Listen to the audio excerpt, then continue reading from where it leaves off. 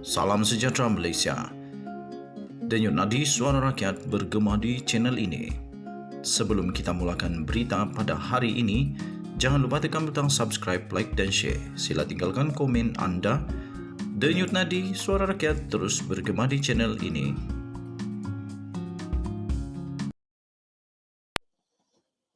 Salam sejahtera Malaysia, denyut nadi suara rakyat bergema di channel ini. Malam ini final di antara Argentina dan France. Saya pakai baju Argentina sebab saya sokong Argentina. Okey, siapa yang kamu sokong? Sila nyatakan di dalam komen kamu. Ada rasa mau sokong France ataupun Argentina? Terpulang. Okey, tuan-tuan dan puan-puan yang dihormati sekalian.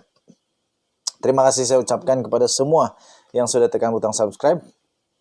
Bagi yang belum tekan butang subscribe, saya mohon untuk kamu bantu channel kita ini supaya boleh menjadi channel yang cukup besar. Kita menjadi suara yang cukup berpengaruh, boleh sampai kepada telinga yang amat berhormat Perdana Menteri Datuk Seri Anwar Ibrahim.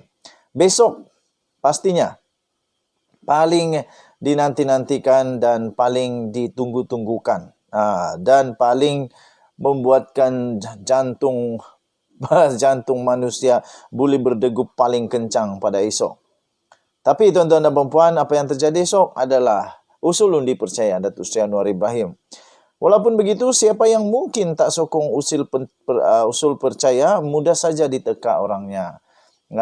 Jadi sebenarnya boleh diteka lah.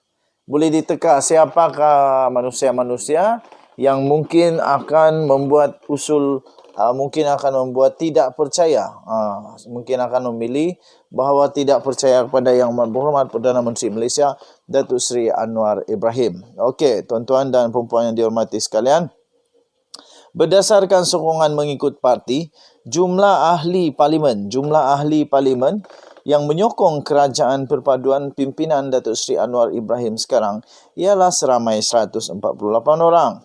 Ia merangkumi daripada Pakatan Harapan yang berjumlah 82 orang, Barisan Nasional sebanyak 30 orang, GPS sebanyak 23 orang, GRS sebanyak 6 orang, Warisan sebanyak 3 orang, KDM 2 orang, PBM 1 orang dan Bebas 1 kerusi. Selebihnya iaitu 74 kerusi pula ialah kerusi milik Perikatan Nasional yang merupakan blok pembangkang pada ketika ini.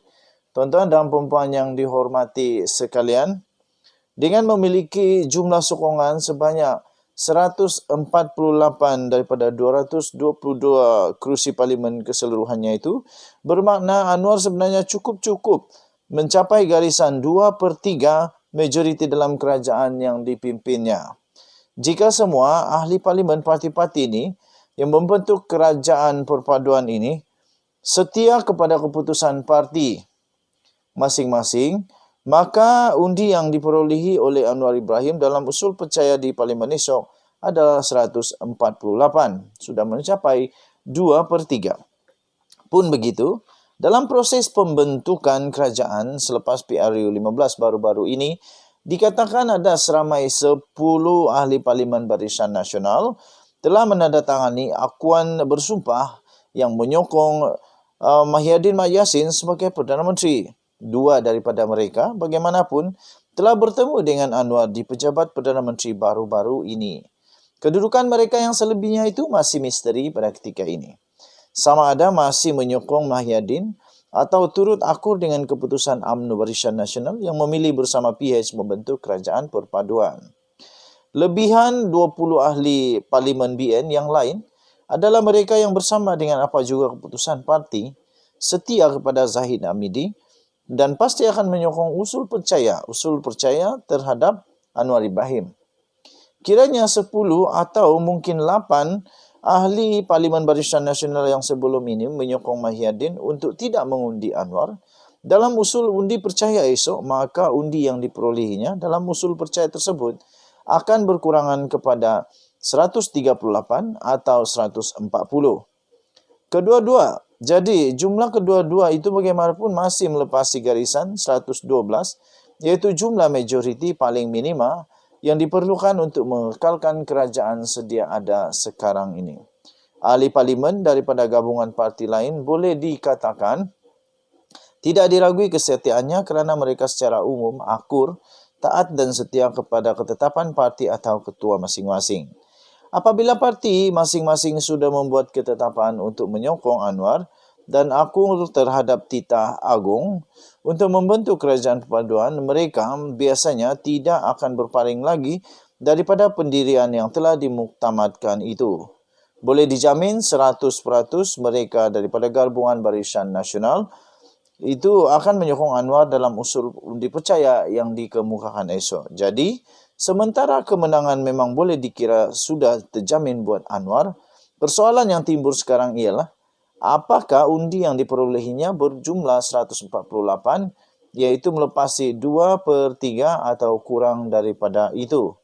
Kalau berjaya 148 undi diperolehi, maka stabillah kerajaan yang terbentuk untuk 5 tahun mendatang ini. Meskipun jika undi yang diperolehi kurang daripada 148, itu tidak menjejaskan kedudukan Anwar sebagai Perdana Menteri.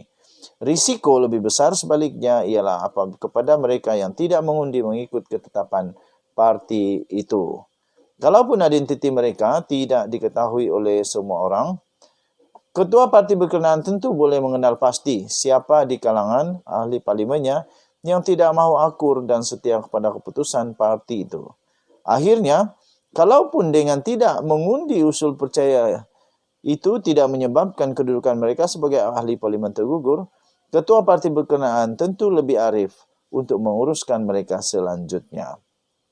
Artikel ini saya ambil daripada Sahbudin Hussein, sahbudin.com.net, 18 Disember 2022. Dan saya fikir semua Malaysia, seluruh Malaysia tahu siapakah yang bakal mengundi, siapakah yang bakal tidak mengundi kepimpinan Datuk Seri Anwar Ibrahim. Apa-apa pun kita tengoklah nanti. Pada pendapat saya sendiri, yang saya ingin ulas sendiri, adalah Datuk Seri Anwar Ibrahim tidak akan mendapat 148 undi. Tetapi dia akan mendapat lebih daripada 148 undi pada esok. Kita akan lihat bahawa ada pemimpin-pemimpin daripada blok pembangkang mungkin yang tiba-tiba juga menyokong titah yang di Pertuan Agong untuk pembentukan kerajaan perpaduan, usaha sama kerajaan perpaduan dengan diterajui oleh semua parti-parti politik yang ingin bersama menjunjung titah ke bawah Duli Yang Maha Mulia Seri Paduka Baginda yang di Pertuan Agong. Jadi kita harapkan pada besok hari kita akan lihat siapa kawan, siapa lawan, siapa setia, siapa tak setia. Dan semoga negara Malaysia akan terus maju. Itu harapan kita. Tiada harapan yang lebih baik daripada itu. Kita harapkan Malaysia semakin baik, Malaysia semakin makmur, semakin maju, aman, damai, paling seronok di dunia untuk didiami. Kita jumpa lagi. Bye-bye.